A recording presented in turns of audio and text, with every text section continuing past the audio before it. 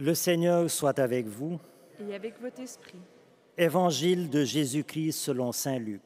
Gloire à toi, Seigneur. En ce temps-là, les 72 disciples que Jésus avait envoyés revinrent tous joyeux en disant : Seigneur, même les démons nous sont soumis en ton nom. Jésus leur dit : Je regardais Satan tomber du ciel comme l'éclair. Voici que je vous ai donné le pouvoir d'écraser serpents et scorpions, et sur toute la puissance de l'ennemi, absolument rien ne pourra vous nuire. Toutefois, ne vous réjouissez pas parce que les esprits vous sont soumis, mais réjouissez-vous parce que vos noms se trouvent inscrits dans les cieux. À l'heure même, Jésus exulta de joie sous l'action de l'Esprit Saint et il dit : Père, Seigneur du ciel et de la terre, je proclame ta louange. Ce que tu as caché aux sages et aux savants, tu l'as révélé aux tout-petits. Oui, Père, tu l'as voulu ainsi dans ta bienveillance. Tout m'a été remis par mon Père. Personne ne connaît qui est le Fils sinon le Père, et personne ne connaît qui est le Père sinon le Fils, et celui à qui le Fils veut le révéler. Puis il se tourna vers ses disciples et leur dit en particulier : Heureux les yeux qui voient ce que vous voyez, car je vous le déclare, beaucoup de prophètes et de rois ont voulu voir ce que vous-même voyez et ne l'ont pas vu, entendre ce que vous entendez et ne l'ont pas entendu. Acclamons la parole de Dieu. Louange à toi, Seigneur Jésus.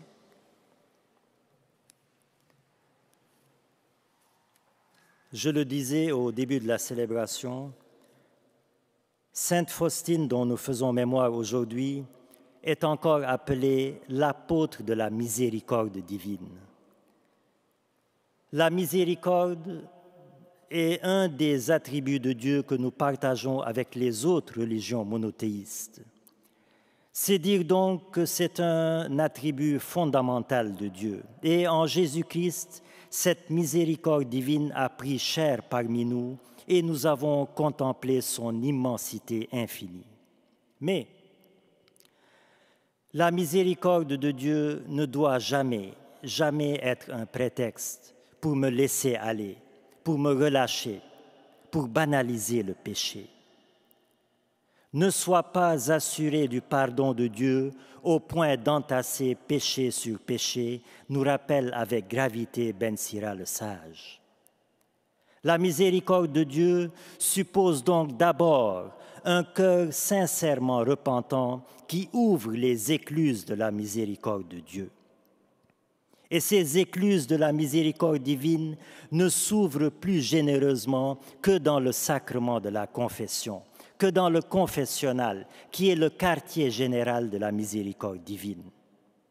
C'est là que Dieu t'attend, pour te dire : oui, je sais le nombre de tes péchés, je sais le poids de tes péchés, mais toi, si tu savais le don de Dieu, si tu savais combien ma miséricorde est un torrent d'amour devant lesquels tes péchés sincèrement confessés ne sauraient résister.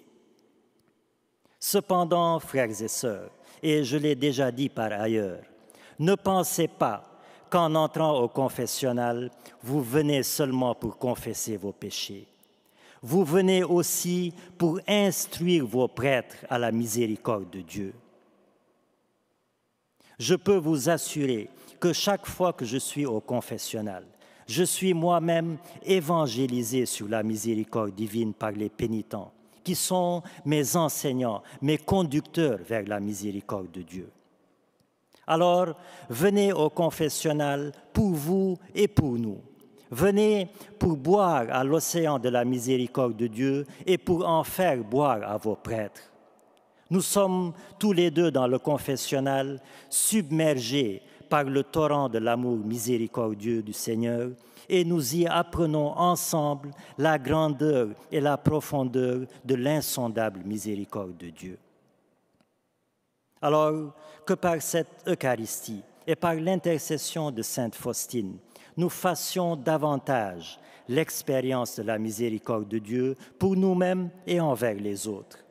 Et un jour, quand nous rencontrerons au ciel des personnes que nous pensions sur terre indignes du royaume des cieux, nous comprendrons alors la vraie mesure de la miséricorde de Dieu, manifestée en Jésus-Christ notre Seigneur, l'incarnation de la miséricorde divine. Amen.